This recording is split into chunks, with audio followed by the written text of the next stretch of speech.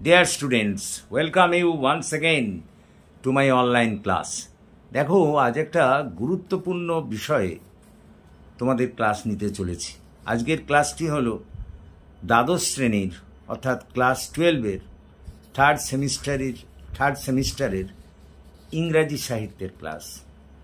দেখো আজ আমরা তোমাদের স্ট্রং রুটস বলে যে গল্পটি আছে, যে প্রবন্ধটি আছে, সেই প্রবন্ধটি তোমাদের বাংলায় তার সারমর্ম আমি ব্যাখ্যা করব এবং এর যে সমস্ত এমসিকিউগুলো হতে পারে সেই এমসিকিউগুলো তোমাদের লিখিয়ে দেব।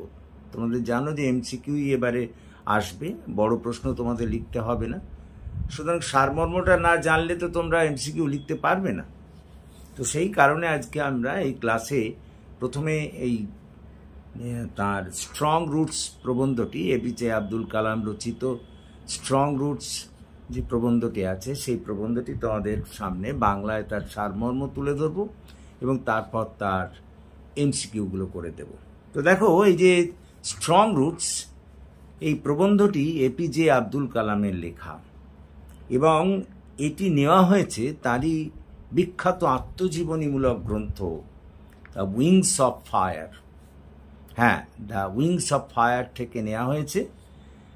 1999 সালে জানুয়ারি মাসে তার এই আত্মজীবনীমূলক গ্রন্থটি প্রকাশিত হয়েছিল এবং ওই গ্রন্থেরই প্রথম অধ্যায় এটি। এই যে অংশটা তোমাদের তুলে ধরা হয়েছে এটা তার আত্মজীবনীমূলক গ্রন্থ উইংস অফ ফায়ারের, দ্য উইংস অফ ফায়ারের প্রথম অধ্যায়। সেটাই তোমাদের এখানে তুলে ধরা হয়েছে স্ট্রং রুটস হিসেবে। তো এখন এই এপিজে আব্দুল কালাম সম্পর্কে দু এক কথা না বললে তার এই প্রবন্ধটি পাঠ করার নিরর্থক। দেখো এপিজে আব্দুল কালাম তিনি আমাদের ভারতবর্ষের রাষ্ট্রপতি হয়েছিলেন। তোমরা সবাই জানো তিনি জন্মগ্রহণ করেছিলেন 1931 খ্রিস্টাব্দের 15ই অক্টোবর এবং মারা যান তিনি 2015 সালের 27শে জুলাই। এবং তোমরা সবাই জানো যে তিনি ভীষণ একটা নিম্ন মধ্যবিত্ত পরিবারে, অর্থনৈতিক দিক দিয়ে নিম্ন মধ্যবিত্ত পরিবারে জন্মগ্রহণ করেছিলেন এবং বলতে পারো জীবনের বিভিন্ন ক্ষেত্রে লড়াই করে শেষমেশ তিনি ভারতবর্ষের রাষ্ট্রপতি পর্যন্ত হয়েছিলেন। 2002 সালে তিনি ভারতবর্ষের রাষ্ট্রপতি হন 25শে জুলাই এবং 2007 সাল পর্যন্ত তিনি কিন্তু ভারতবর্ষের রাষ্ট্রপতি ছিলেন। তারপরেই তোমরা জানো অকস্মাৎ 2015 সালে যখন তিনি শিলংয়ে ভ্রমণে ছিলেন তখন সেখানে তিনি হৃদরোগ দ্বারা আক্রান্ত হয়ে মারা যান। তো এখন এই এপিজে আব্দুল কালামের এই যে প্রবন্ধটি সেটিরই এখন সারমর্ম আমরা বলবো। দেখো এই সারমর্মের মধ্যে দিয়ে আমরা তার শৈশবে মানে বাল্য জীবনের বিভিন্ন কথা আমরা জানতে পারব। ক্লিয়ার? তো এসো আর দেরি না করে আমরা শুরু করে দিন। কি বলছেন শোনো। দেখো বক্তা এখানে কিন্তু এপিজে আব্দুল কালাম নিজের জীবনী তো নিজেই বলেছেন, তাই না? তো এপিজে আব্দুল কালাম রামেশ্বরমের একটি মধ্যবিত্ত তামিল পরিবারে জন্মগ্রহণ করেছিলেন। যথেষ্ট প্রথাগত শিক্ষা এবং সম্পদ না থাকলেও তার বাবা জয়নাল আবেদিন ছিলেন কিন্তু অত্যন্ত জ্ঞানী এবং উদার ব্যক্তি এবং তার মা আসিয়াম্মা তিনিও তার বাবার যোগ্য সহধর্মিণী ছিলেন। আমরা এই প্রবন্ধটা পাঠ করে আরও জানতে পারি যে কালামের অর্থাৎ এপিজে আব্দুল কালামের মায়ের একজন পূর্বপুরুষ ব্রিটিশ সরকারের কাছ থেকে বাহাদুর খেতাব বা বাহাদুর উপাধিও কিন্তু লাভ করেছিলেন এবং এপিজে আব্দুল কালাম তার এই প্রবন্ধে উল্লেখ করেছেন যে তার মায়ের যে বংশধরেরা ছিলেন তারা কিন্তু তার পিতার বংশধরদের চেয়ে শিক্ষা দীক্ষাগত দিক দিয়ে অনেক অনেক বেশি এগিয়ে ছিলেন। আমরা এই প্রবন্ধটা পাঠ করে আরও জানতে পারি যে ওই রামেশ্বরমেরই মস্ক স্ট্রিটে একটা পাকা বাড়িতে তারা বাস করতেন এবং তার পিতা যে বিলাসিতাকে একেবারে প্রশ্রয় দিতেন না সে কথা তিনি বলেছেন, কিন্তু তা বলে প্রয়োজনীয় জিনিসের কোনো অভাব রাখতেন না। তার পিতা তার প্রয়োজনে যা যা জিনিস লাগত যথাযথভাবে যোগান দিতেন। সেই কারণেই কালামের যে শৈশব, সেই শৈশবটা ছিল অর্থনৈতিক এবং মানসিক দিক দিয়ে সুরক্ষিত। বুঝতে পারছ? এবং এই প্রবন্ধটি পাঠ করে, অর্থাৎ এই স্ট্রং রুটস প্রবন্ধটি পাঠ করে আমরা আরও জানতে পারি যে কালাম অর্থাৎ এপিজে আব্দুল কালাম প্রত্যেক দিন তার মায়ের সঙ্গে দুপুরবেলা রান্নাঘরের মেঝেতে কলা পাতা পেতে, মানে কলা পাতার ওপরে তিনি তার দুপুরের খাবার খেতেন। এবং সেই খাবারের মধ্যে কি থাকতো? ভাত, সম্বর, আচার, নারকেলের চাটনি প্রভৃতির মতো দক্ষিণ ভারতীয় যেসব খাবার তারা খেতেন, সেই খাবার তার খাদ্য তালিকায় কিন্তু থাকত। এই প্রবন্ধ থেকে আমরা আরও জানতে পারি যে রামেশ্বরমের বিখ্যাত শিব মন্দির, রামেশ্বরম তো বিখ্যাত তার শিব মন্দিরের জন্য, সেই বিখ্যাত শিব মন্দির কালামের বাড়ির খুব নিকটেই অবস্থিত ছিল এবং ওই অঞ্চলটি ছিল মুসলিম প্রধান এলাকা। কিন্তু মুসলিম প্রধান এলাকা হলেও ওখানে বহু হিন্দু বাস করতেন এবং সেসব হিন্দুদের সঙ্গে মুসলিমদের একটা বন্ধুত্বপূর্ণ সম্পর্ক ছিল, একথাও কিন্তু কালাম বলেছেন।